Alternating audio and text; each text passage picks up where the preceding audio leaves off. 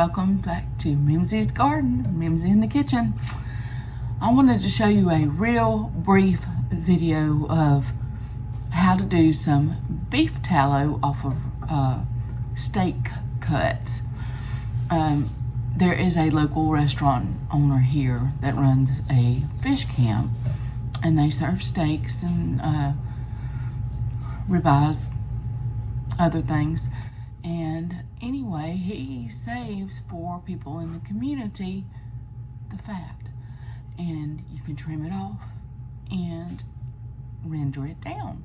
And it's a real easy process, just a little time consuming depending on how much you've got. I think he gave me, I weighed it and it turned out to be 21.5 pounds of beef fat.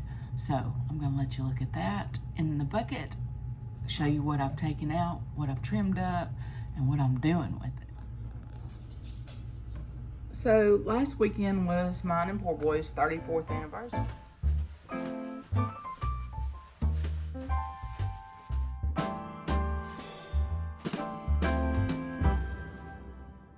And we went to his favorite restaurant, and the owner asked me, did I want some beef fat?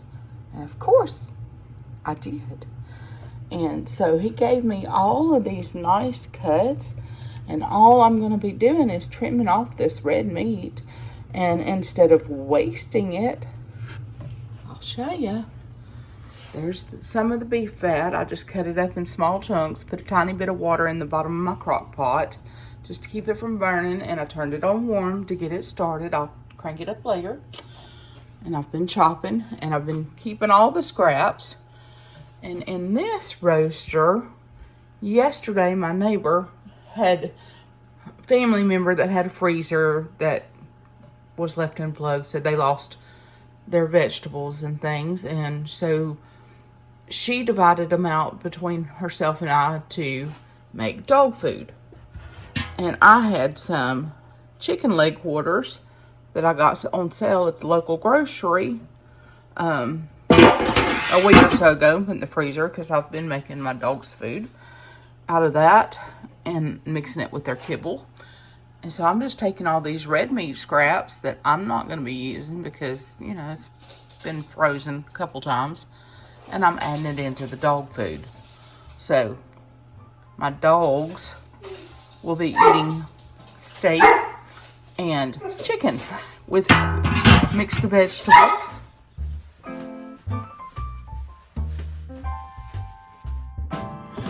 So while I'm shooting this video, I'm really excited because my neighbor that gave me the vegetables does not know that I have this tallow. So when I get it all rendered down and jarred up, I will be gifting her half.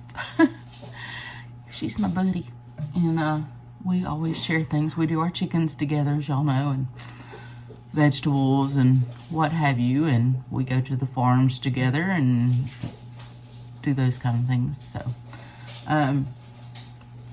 it's always good to have somebody that has your same interests and gets excited about the simple things in life, like beef tallow.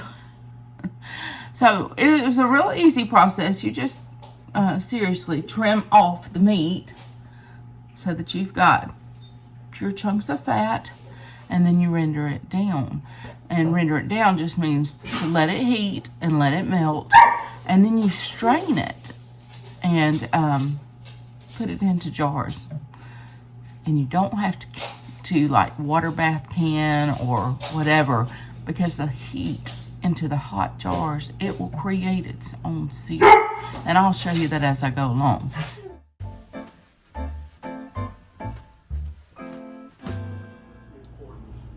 Ended up with 2 crock pots full of beef tallow.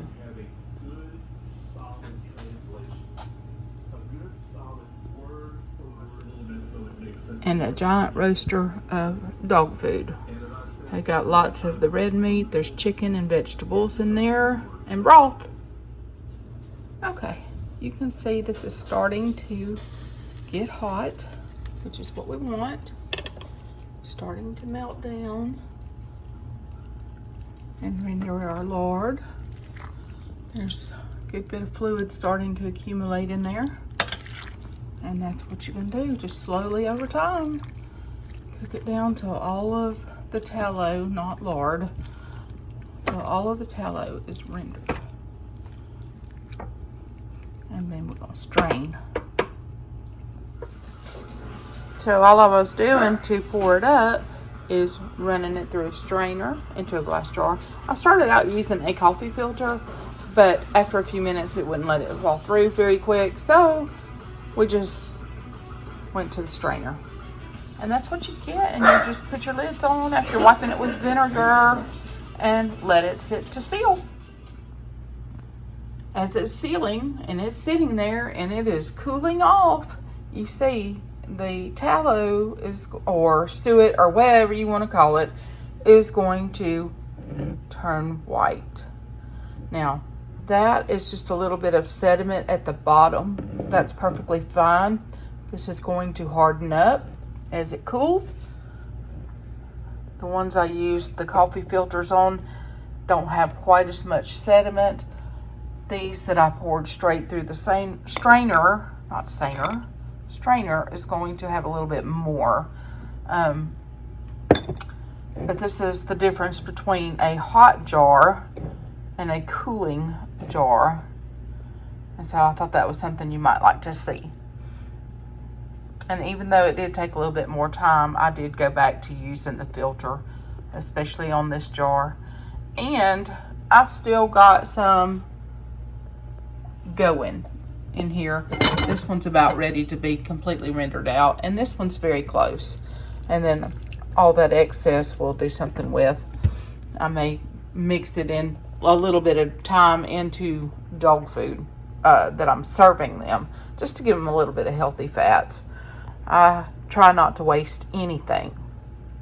Well, it's been kind of a long day of rendering beef tallow, but very well worth it.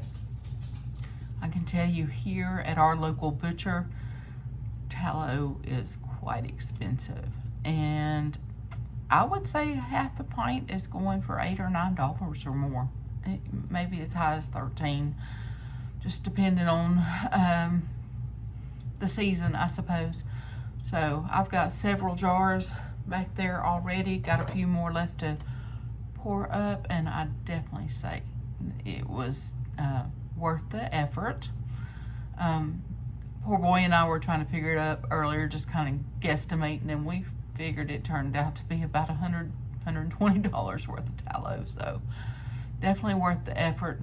Not bad for a little bit of a day's work. And of course, that's not constantly doing. It was, a few hours of chopping and, ladling out here and there and just waiting. So in between taking care of Mom and everything else that I do around here, not bad. So I appreciate you watching. I appreciate you hanging out. I hope you learned something. I hope this is something that you're interested in doing. If local restaurants near you discard their fat, maybe ask and see if you can get it, whether it's pork fat or beef fat or whatever. It's good to have that on hand, especially while grocery prices, oil prices, cooking oil, things are really, really expensive. Here, frying oils and peanut oils, things like that are way through the roof. And I don't fry a lot. I can't eat it, but poor boy does, and Mom can eat a little bit, but nothing better than having a steak on the grill that you can drizzle a little tallow over. So think about these things. Think about the things you use as you're trying to figure out ways of saving money. I bumped the counter, made the dogs bark. There's many, many ways. Appreciate you. Have a great day.